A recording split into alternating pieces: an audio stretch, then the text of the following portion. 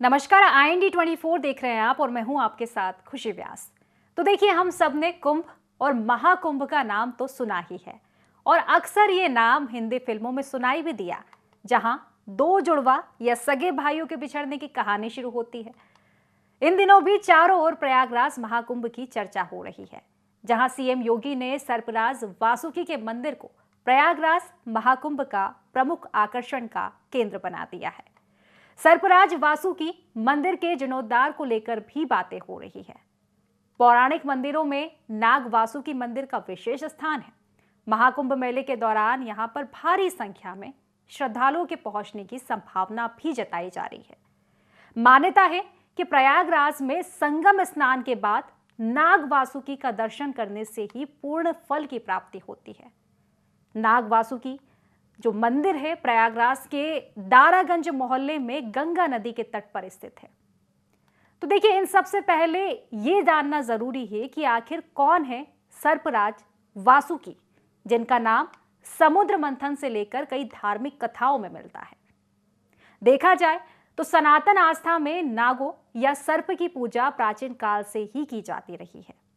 पुराणों में कई नागों की कथाओं का वर्णन है, जिनमें से नाग वासुकी को सर्पराज माना जाता है। नाग वासुकी भगवान शिव के कंठहार हैं। समुद्र मंथन की पौराणिक कथा के अनुसार नाग वासुकी सागर को मथने के लिए रस्सी के रूप में प्रयुक्त हुए थे। समुद्र मंथन के बाद भगवान विष्णु के कहने पर नाग वासुकी ने प्रयाग में विश्राम किया। देवताओं के आग्रह पर वो यहीं स्थापित हो गए। नाग वासुकी जी की कथा का वर्णन स्कंद पुराण, पद्म पुराण, भागवत पुराण और महाभारत में भी मिलता है। समुद्र मंथन की कथा में वर्णन आता है कि जब देव और असुर भगवान विष्णु के कहने पर सागर को मथने के लिए तैयार हुए, तो मंदराचल पर्वत मथानी और नाग वासुकी को रस्सी बनाया गया था। मंदराचल पर्वत की रगड़ से नाग वासुकी जी का शरीर पूरी तरह से छिल गया था। भगवान विष्णु के ही कहने पर उन्होंने प्रयाग में विश्राम किया और त्रिवेणी संगम में स्नान कर घावों से मुक्ति प्राप्त की। वाराणसी में राजा दिवोदास ने तपस्या कर उनसे भगवान शिव की नगरी काशी चलने का वरदान भी मांगा। दिवोदास की तपस्या से प्रसन्न होकर जब नाग वासुकी प्रयाग से जाने लगे, तो देवताओं ने उनसे प्रयाग में ही रहने का आग्रह किया।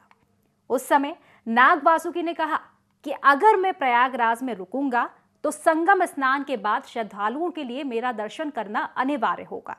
साथ ही सावन मास की पंचमी के दिन तीनों लोक में मेरी पूजा भी होनी चाहिए। और फिर देवताओं ने उनकी इन मांगों को स्वीकार कर लिया। इसके बाद ब्रह्मा जी के मानस पुत्र की ओर से मंदिर बनाकर नाग वासुकी को प्रयागराज के उत्तर पश्चिम में संगम तट पर स्थापित किया गया। पौराणिक वर्णन के अनुसार प्रयागराज के 12 माधवों में से 80 माधव का स्थान भी मंदिर में ही था।